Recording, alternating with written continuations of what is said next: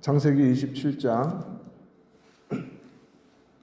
5절에서 18절 말씀입니다.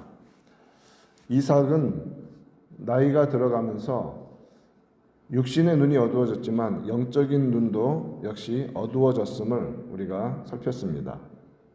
그로 인한 결과가 27장 전반부부터 이제 계속 시작되는 내용입니다. 에서에게 사냥하여서 별미를 가져와라. 그러면 내가 너에게 마음껏 죽기 전에 축복해 주겠다라는 장자의 축복이죠. 그런 약속을 하고 에서를 보냅니다.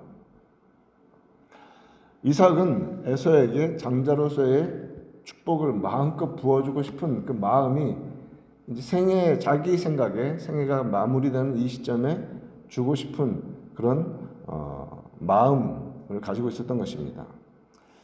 그러나 우리는 분명히 기억하고 있습니다. 하나님께서는 태중에서부터 싸우는 쌍둥이로 인하여 걱정하는 이삭과 리브가에게 큰 자가 어린 자를 섬기리라고 분명히 말씀을 하셨습니다. 하나님의 뜻이 이미 부모에게 전달이 되어 있던 것입니다. 에서는 배고픔을 이기지 못하고 팥죽 한 그릇에 장자의 명분, 언약 백성의 상속권을 팔아넘겼습니다. 그 놀라운 축복의 권한과 명분을 가볍게 여긴 것이죠. 멸시한 것이죠. 그것은 궁극적으로 무엇에 대한 것입니까? 그 장자권을 주신 분에 대한 멸시입니다. 에서가 장자권에 대해서 보여주는 이렇게 그릇된 태도가 이미 살아오면서 드러났습니다. 또한 에서가 언약 백성으로서 자신을 지키지 아니하고 이방 여인들을 아내로 맞이하였습니다. 그것으로 말미암아 이삭과 리브가가 마음에 근심하였다라고 말합니다. 분명히 그릇되었다는 것입니다. 잘못을 알고 있습니다. 계속해서 반복되는 잘못이 나타납니다. 그럼에도 불구하고 이삭은 나이 들어가면서 하나님의 택하심에 대한 경외심을 잃어버린 것이죠. 눈이 어두워지고 에서를 장자로 축복하려고 합니다. 자, 이삭의 아내 리브가는 그러한 이삭이 에서에게 하는 말을 듣습니다.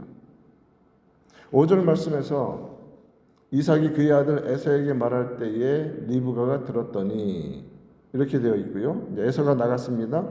6절 말씀 보면 리브가가 그의 아들 야곱에게 말하여 이르되 이렇게 되어 있죠. 성경을 자세히 집중해서 읽을 때 좀 특이한 표현을 여러분 발견하지 않으십니까? 5절과 6절에서 무엇이냐면 이삭이 그의 아들 에서에게 말하고 리브가가 그의 아들 야곱에게 말한다라고 이렇게 되어 있습니다. 영어 성경은 더 정확히 이것을 말해주고 있습니다. Isaac spoke to his son Esau. Rebecca said to her son Jacob. 나눠져 있죠. 물론 서로의 아들이지만 성경이 명확하게 그들의 마음 상태를 보여주고 있는 것입니다. 에서는 이삭의 아들로, 야곱은 리브가의 아들로 나누어서 지금 말해주고 있습니다. 의도적으로 그런 구분을 하는 이유가 있는 것입니다.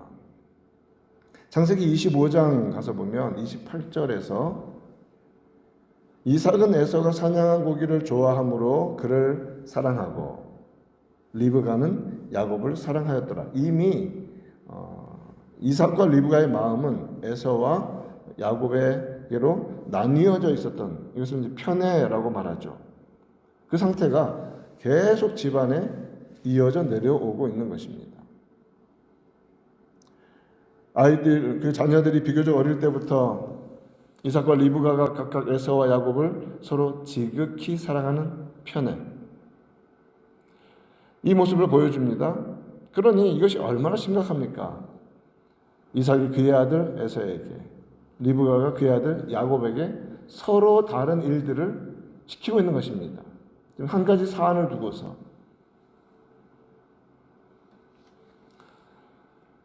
리브가는 이삭이 에서에게 했던 말을 야곱에게 들려줍니다.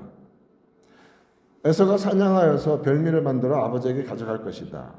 그러면 아버지가 에서에게 장자의 축복을 주려고 한다 내용이죠. 그러면서 리브가는 야곱으로 하여금 축복을 받게 하려고 이삭을 속일 계획을 세웁니다. 염소 새끼 2마리를 잡아오너라. 내가 너희 아버지 입맛에 꼭 맞는 별미를 만들어 줄 테니까 너가 에서인 척하면서 들어가서 장자의 축복을 받아라. 야곱은 아니 어머니 어떻게 그럴 수 있습니까? 라고 말하지 않습니다. 근데 저는 들어가면 매끈매끈한 사람이라 형처럼 그렇게 피부가 다르기 때문에 혹시라도 아버지가 만져보면 저 들킵니다. 걱정합니다. 리브가가 걱정하지 마라. 염소 새끼 가죽을 그 매끈매끈한 곳에 붙여줍니다. 리브가가 라반의 누이입니다. 이런 지인이 있는 것 같아요. 어떤 상황에서든지 이런 일들을 꾸며가는 것이죠. 자, 이처럼 결국은 이제 야곱이 어머니의 말을 따라서 가죠. 17절 보면 한 번 더 자기가 만든 별미와 떡을 자기 아들 야곱에게 주니 her son Jacob 에게도 줍니다. 그래서 이제 야곱이 아버지께 나아갔습니다. 자, 이러한 그 둘 사이에 나타나는 서로 각자 다른 아이들에 대한 선호도와 편애의 결과는 무엇입니까? 우리 가족이라는 개념이 아니라 나와 내 아들, 너와 내 아들이라는 이 분열이 이제 가정 가운데 일어난 것이죠. 또한 리브가는 야곱에 대한 넘치는 소위 말하는 사랑으로 온갖 거짓과 속임수를 다 동원해서라도 축복을 받도록 하려고 애를 썼습니다. 야곱 역시 장자권에 대한 열망이 있기 때문에 그 자리로 나아간 것입니다.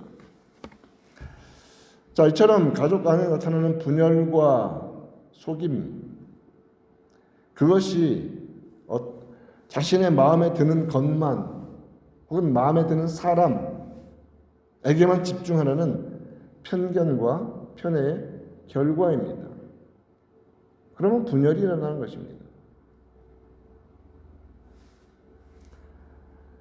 이삭과 리브가가 보여주는 이 장자의 축복에 대한 태도에 공통적으로 담겨있는 요소가 있습니다.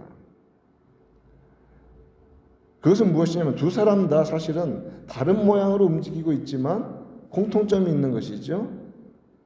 중요한 것입니다. 하나님의 결정과 말씀에 대한 철저한 순종의 부족이었습니다. 철저히 순종하지 못한 겁니다. 하나님은 이미 그들에게 큰 자가 어린 자를 섬길 것이라고 순서를 정확히 하나님의 뜻을 전달해 주셨습니다. 하나님의 택하심과 뜻은 분명합니다. 이삭은 그것을 억지로 돌이키려는 잘못에 빠져 있는 것이죠. 하나님의 뜻과 택하심은 분명합니다. 그런데 리브가는 하나님의 방법과 때를 기다리지 않고 자신이 스스로의 계획과 속임으로 어린 자를 더 높이려는 행동을 하고 있는 것입니다. 자, 이것이 하나님께서 이 땅 가운데서 하나님 뜻을 이루어 가시는 이 환경입니다. 그럼에도 불구하고 어떤 일이 있더라도 하나님의 뜻은 하나님의 뜻대로 되어집니다. 계획대로 되어집니다. 그것을 가리켜서 뭐라고 말합니까? 섭리라고 말합니다. 섭리. 그럼 이 땅 가운데서 하나님의 뜻과 택하심을 말씀을 통해서 받은 자들은 어떻게 해야 됩니까? 그렇기 때문에 리브가처럼 해도 된다? 아니죠. 하나님의 뜻을 기다리며 때를 기다리며 순종하며 말씀대로 그리고 그 말씀에 대한 흔들리지 않는 믿음으로 걸어가는 것입니다. 그러면 하나님의 뜻은 이루어집니다. 오늘 이러한 모습들을 통하여서 우리 자신을 살피는 은혜가 있기를 바랍니다. 하나님은 그의 택하심과 결정과 뜻을 완전한 그의 섭리 안에서 이루어 가십니다. 그러므로 우리는 말씀 안에서 하나님의 완전하신 계획과 뜻을 항상 발견하고 깨닫고 순종하고, 그리고 우리에게 필요한 것이 있습니다. 인내와 겸손과 믿음과 순종입니다. 그것이 하나님의 뜻을 붙잡은 성도들의 바른 모습인 줄 압니다. 그런 은혜가 우리 가운데 넘치기를 우리 구주 예수님의 이름으로 축원드립니다.